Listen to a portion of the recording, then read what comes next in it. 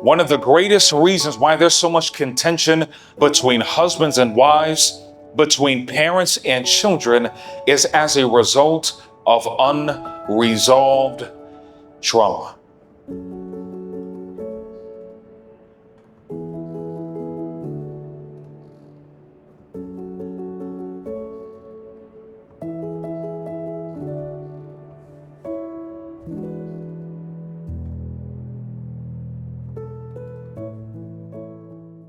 When you see this picture, what comes to your imagination? This is a symbol of the story of Cain and Abel. Now, the story of Cain and Abel. Now, why is the story of Cain and Abel so famous? What happened to Abel as a result of this experience? He was killed. Now, who were the parents of Cain and Abel? They were Adam and Eve. Now, did Abel die of natural causes? What happened to Abel? He was killed by his brother. I mean, just think about this. Only one generation after sin comes into the human experience, murder is already being played out. Lord have mercy. Let's turn over to the next chapter, Genesis chapter 4. Genesis chapter 4, we're going to start in verse number 1. And Adam knew his wife Eve, and she conceived and bare who? And bare Cain. It says, and said, I have begotten a man from the Lord. And she again bare his brother Abel. And Abel was a keeper of the sheep, but Cain was a tiller of the ground. We're going to jump down to verse 5. It says, but unto Cain and to his offering he had not respect, and Cain was very wroth, and his countenance fell. It says, and the Lord said unto Cain, why art thou wroth, and why is thy countenance fallen? If thou doest well, shalt thou not be accepted? And if thou doest not well, sin lieth at the door.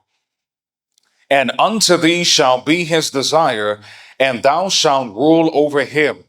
And Cain talked with Abel his brother, and it came to pass, when they were in the field, that Cain rose up against Abel his brother, and he did what unto him?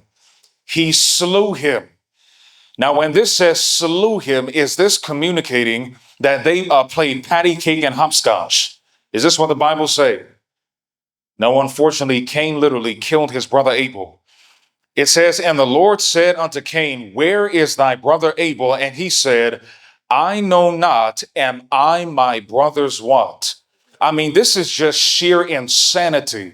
The God of the universe comes to you. You know that you literally just killed your brother, and you tell the great God of the universe, am I my brother's keeper, knowing perfectly well that you are guilty of murder. This is what sin does to the human conscience. Now, in order to restore man back into the image of God, do you think that heaven needed to deal with this home problem? Do you think that if God is going to restore us back into his image, do you think that God has to deal with our homes? Do you think that Satan is using trauma in the home in order to bring about a great deal of degradation? Yes, he is. You see, this experience of Cain and Abel is merely a symbol of the conditions of the homes of humanity. And if man is going to be restored again back into the image of God, there needs to be healing and restoration that comes to this institution.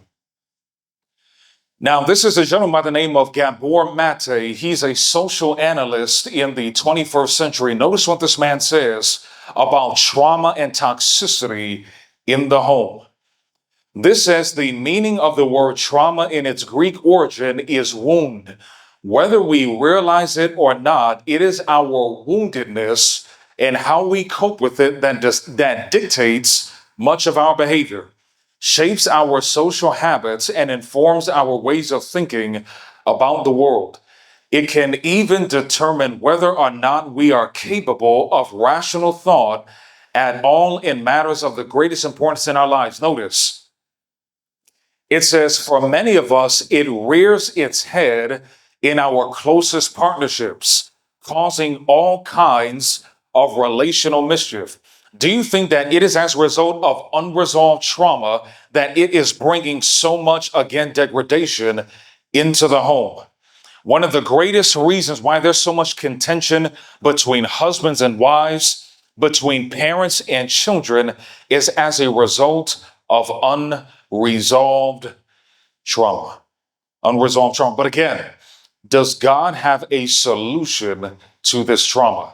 Do you think that there was a great deal of trauma that was brought into the minds and lives of Adam and Eve when they saw Cain, or at least experienced the effects of Cain killing Abel?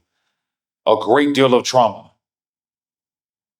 All right, we're going to skip past this. Talks about the statistics of trauma in the world today. Notice this.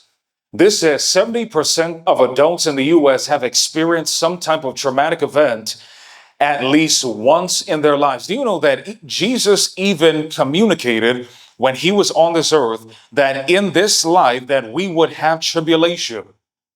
Unfortunately, because of the nature of sin on this planet, it is going to be impossible to escape this life without going through trauma.